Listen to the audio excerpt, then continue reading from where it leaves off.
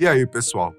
Você já se pegou sentindo saudade, falta de alguma empresa ou produto que você gostava e consumia com frequência, mas que não existe mais? Gente, eu vou confessar que eu sou bem saudosista, viu? E eu sinto falta de várias. Muitas companhias impactaram nossas vidas e, sem nos darmos conta, deixaram de existir por motivos que nem sempre conhecemos. Já sentiu isso também? Então, sem enrolação, fique com a gente que eu vou te mostrar algumas dessas marcas famosas que desapareceram e você provavelmente sente falta. Varig. Quem lembra? Gente, a Varig.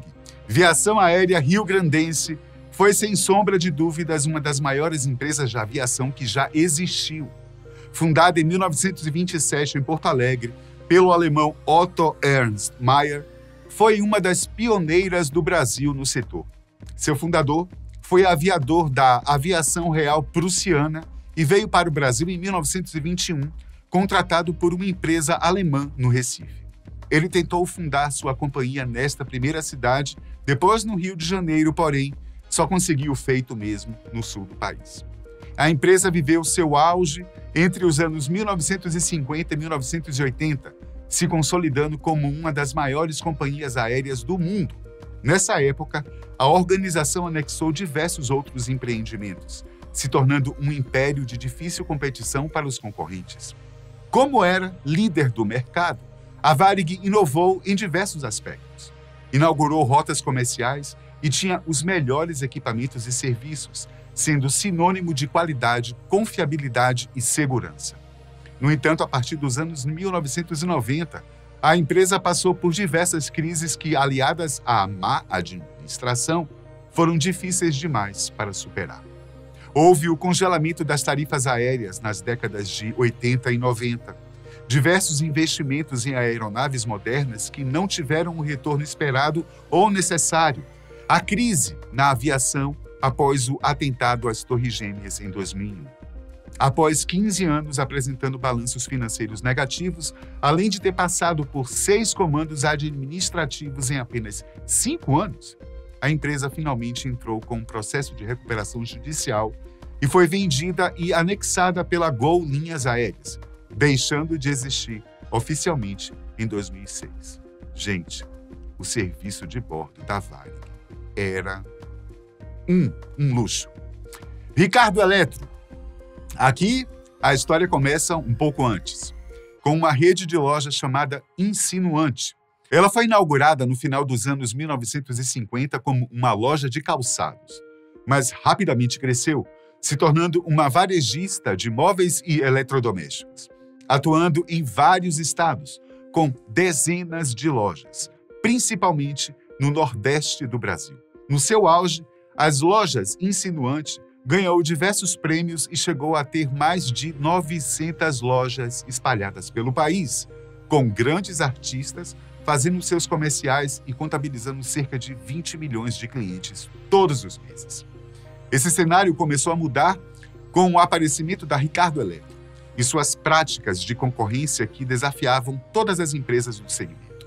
A competição durou cerca de 6 anos, quando, em 2010, foi anunciada a fusão entre as companhias, permanecendo com a estrutura e nome da empresa mais nova. Aos poucos, as lojas da Insinuante foram fechando e dando lugar para novas Ricardo Eletro, que dominaram o setor por um tempo. Contudo, com o avanço do mercado online e as quedas bruscas neste ramo no Brasil, a rede que leva o nome de seu fundador passou a gerar prejuízos e, em 2020, Ricardo Nunes e sua filha foram presos, acusados de sonegar mais de 400 milhões de reais em impostos. Apesar da prisão ter sido revogada logo em seguida, a Justiça declarou falência da empresa por 3 vezes pelas dívidas acumuladas em mais de 4 bilhões de reais. Recentemente, a marca foi recuperada e se relançou no ambiente digital enquanto negocia suas dívidas. A Mesbla. Essa é da minha época, sim. E eu tenho certeza que essa história vai surpreender você. A Mesbla, grande loja de departamento dos anos 80 e 90, fez parte da infância e juventude de muitos brasileiros, mas sua origem é muito pouco conhecida. Isso porque, apesar de ter se popularizado nessas décadas, ela está em operação no Brasil desde 1912 e, pasme, a sua ocupação inicialmente era com o comércio de máquinas e equipamentos. Sabia dessa? Ela era uma filial sem muita importância de uma empresa francesa chamada Mest & Blager.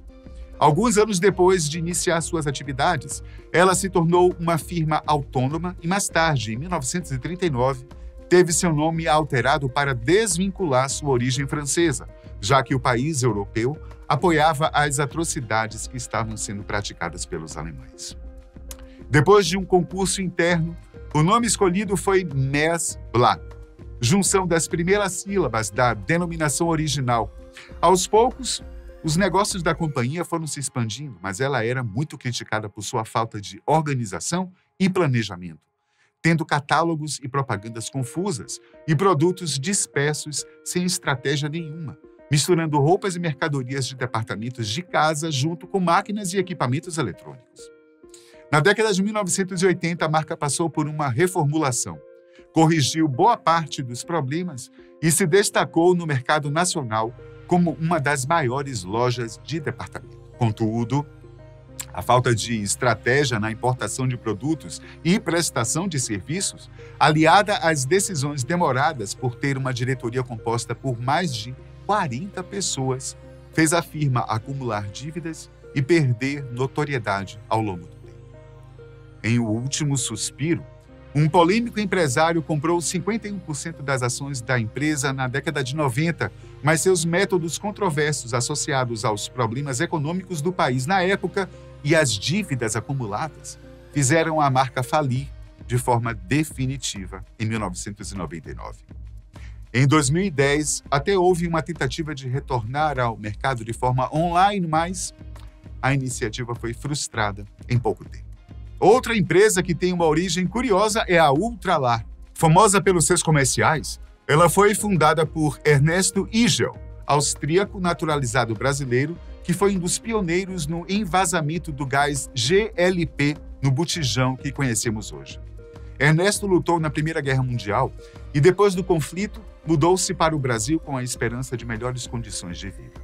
Após algumas tentativas no ramo de comércio e importações, ele fundou a famosa empresa Ultragás, a partir da inovação que havia produzido.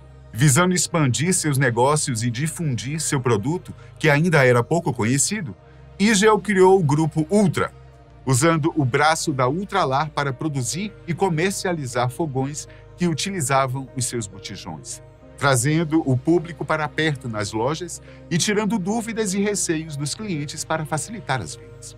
O projeto, gente, foi um sucesso. A empresa entrou no mercado de bolsa nos anos 70 e nos anos 80, passou por uma reformulação, tornando-se Ultralar e Lazer, se expandindo ainda mais pelo país. Junto com esse movimento, o grupo passou por outras mudanças, anexando diversas marcas em vários setores. No entanto, a partir da década de 90, a diretoria que coordenava o tronco principal da organização passou a retirar os investimentos dessas áreas que não faziam parte do seu nicho inicial dos negócios, a distribuição de gás e petroquímica. As lojas foram sendo vendidas aos poucos até que, em 2000, a falência foi decretada oficialmente e os estabelecimentos restantes negociados com a Ponto Frio e as Casas Bahia. Banco Nacional. Essa daqui vai para os fãs de automobilismo. Quem não se lembra da logo do Banco Nacional estampada no capacete e boné do piloto Ayrton Senna? Bom, talvez você seja mais novo do que isso, né não? Mas essa, gente, foi uma parceria de sucesso que vinculou as imagens do piloto com a marca de tal modo que sempre que se visse um, lembrava-se do outro. Mesmo que você não tenha idade para ter acompanhado uma corrida do Senna ao vivo, provavelmente você já viu o símbolo do banco em uma de suas fotos e nem se deu conta. A instituição financeira se chamava originalmente Banco Nacional de Minas Gerais e foi fundada em 1944 pelo ex-governador do estado, José de Magalhães Pinto. Como a maioria das organizações bancárias, a entidade passou por diversos processos de dissolução e anexação ao longo da sua história, desde a sua concepção. Em 72, seu nome foi alterado para a denominação definitiva que o consagrou. E a associação de sucesso com Senna se deu a partir de 1984. Na época, não se tinha bem definido esse marketing esportivo, que é tão popular atualmente, sendo o Banco Nacional um dos pioneiros a investir em propaganda dessa forma. Ao que tudo indica, a proposta de patrocínio partiu do próprio piloto e provavelmente só foi aceita pela empresa porque o vice-presidente da área de marketing era fanático pelo esporte.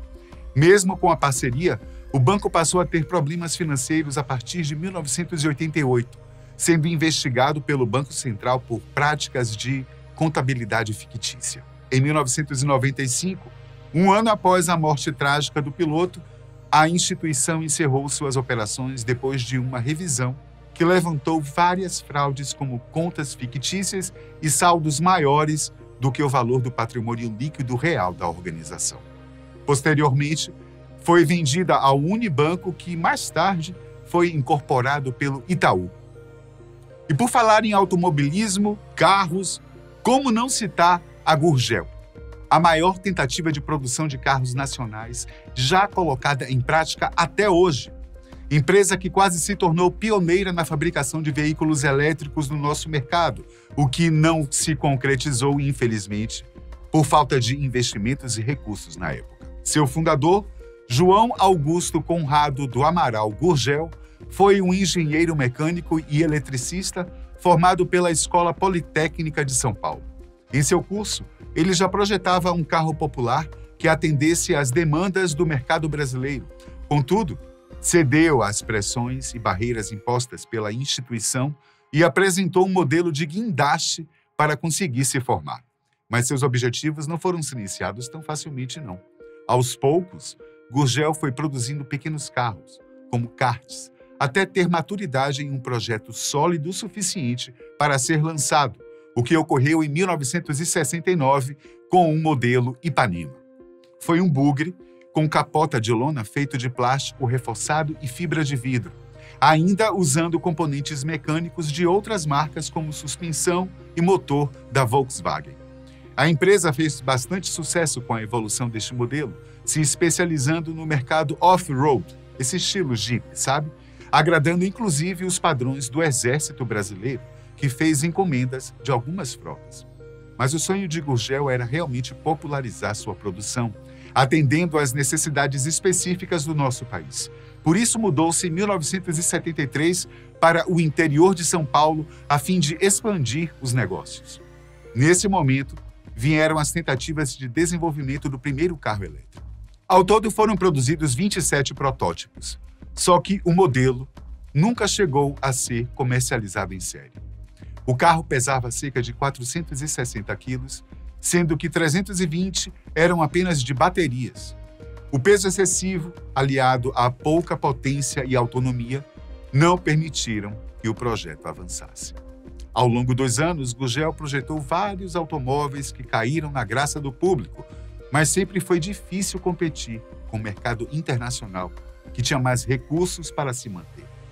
O golpe final veio na década de 90 com o incentivo de importação promulgado pelo presidente Fernando Collor, que, associado com a redução do IPI para carros com motores até 1.0, fizeram ruir de vez as atividades de Gurgel pela concorrência desleal. Apesar de recorrer das decisões de declaração de falência até 1996, ainda produzindo alguns projetos e modelos, a fábrica encerrou suas atividades em 94. Eu acho que agora eu vou mexer com os sentimentos de muita gente. Quem aí é da geração que chute? Quem se lembra o que era amarrar os cadarços até a canela e usar o mesmo calçado para jogar bola, ir na rua ou ir para a escola? Ah, gente, desculpa, tá? Mas só quem viveu é que sabe. O acessório que unia tênis e chuteira foi lançado em 1970 pela Alpargatas, aproveitando a paixão nacional por futebol e a febre pela Copa do México naquele ano.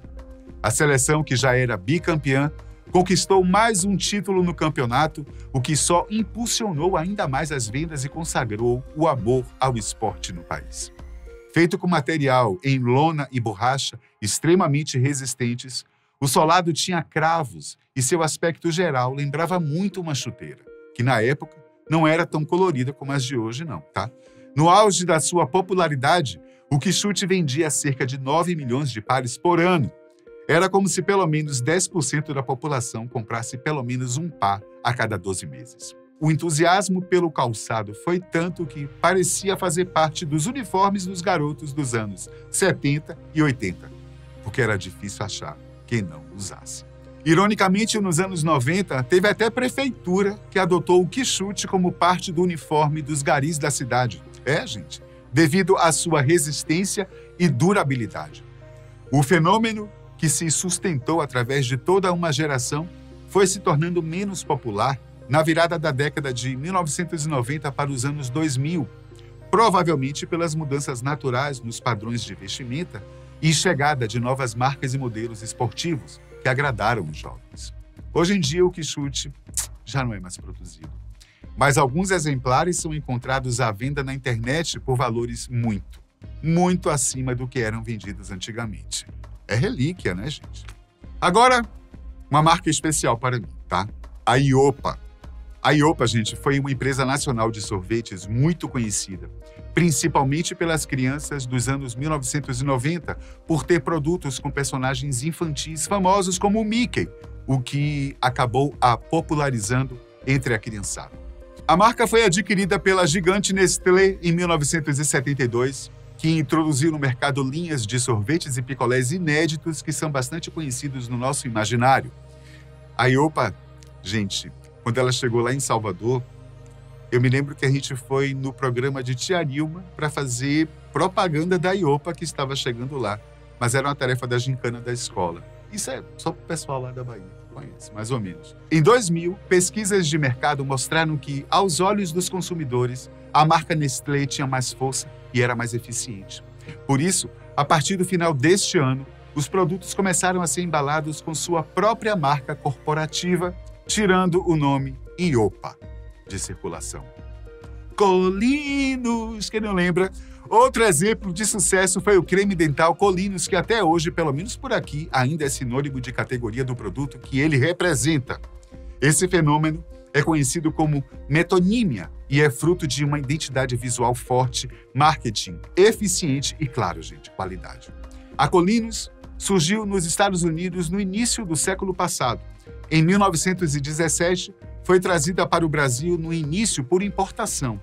Mas depois do sucesso de vendas, a marca ganhou uma fábrica no país e passou a ter uma produção local que facilitava a logística e os custos. Seu nome tem origem latina, vindo da palavra colino, que quer dizer untar, com esfregar, friccionar. Cumpre o que promete, né, não? Suas propagandas e seus slogans também remetiam a esse conceito de limpeza, aliada à identidade visual marcante e constante, fez o produto se popularizar com bastante facilidade. A dissolução da marca não se deu pela decadência, não, como a gente viu aqui em muitas, tá? Muito pelo contrário.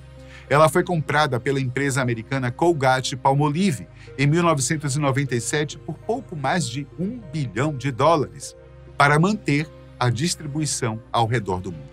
Posteriormente, por questões de competição de mercado e estabelecimento de estratégias de marcas a longo prazo, a companhia decidiu alterar a nomenclatura, que passou a ser Sorriso. Contudo, gente, até hoje, em pesquisas que elencam nomes de marcas de sucesso, o nome Colinos é lembrado e bem posicionado no ranking, viu? Por falar em sucesso e saudade, então, vamos para a Rede Manchete, TV Manchete, ou só Manchete mesmo, para os íntimos. O canal de televisão brasileiro fez parte de um grande conglomerado de comunicação fundado pelo ucraniano naturalizado brasileiro Adolf Bloch. A rede entrou no ar em 1983 com equipamentos tecnológicos avançados, visando conquistar um público exigente através da construção de uma programação de qualidade, principalmente nas áreas do jornalismo, cobertura esportiva e teledramaturgia. Foi, inclusive, gente, o primeiro canal a exibir uma telenovela fora da TV Globo. Diversas produções de sucesso que permeiam o nosso imaginário ainda hoje foram produzidas e distribuídas pela Manchete, como as novelas Pantanal e Chica da Silva. e animes, como Os Cavaleiros do Zodíaco. Aliás, a programação infanto-juvenil do canal era bem forte, tá? Exibindo também clássicos como Jaspion e até programas com apresentadoras que são ícones nacionais, como Xuxa e Angélica. Apesar do sucesso, o conglomerado adquiriu muitas dívidas de empréstimos e as contas passaram a não fechar. A emissora perdeu sua concessão em 1999, que foi comprada pela Rede TV. A maior ironia na sua história talvez seja seu término ter se dado poucos meses antes da virada do milênio, pois seu slogan desde o início de sua operação era a televisão do ano 2000. Eu fico por aqui. Quer uma parte 2 desse vídeo aí? Então, deixa um comentário, tá bom? Até a próxima.